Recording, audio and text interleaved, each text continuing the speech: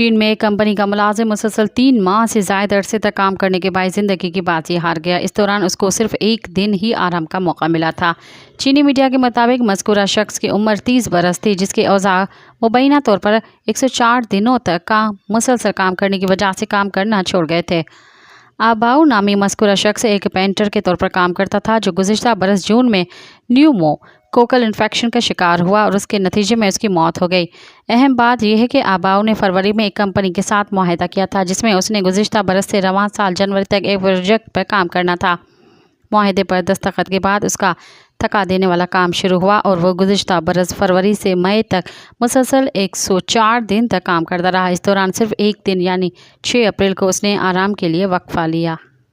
मज़ीद ख़बरनि ऐं तफ़सीलात लाइ विज़िट कयो असांजी वेबसाइट www.awamiNewsHD.com ऐं ॾिसंदा रहो अवामी न्यूज़ HD।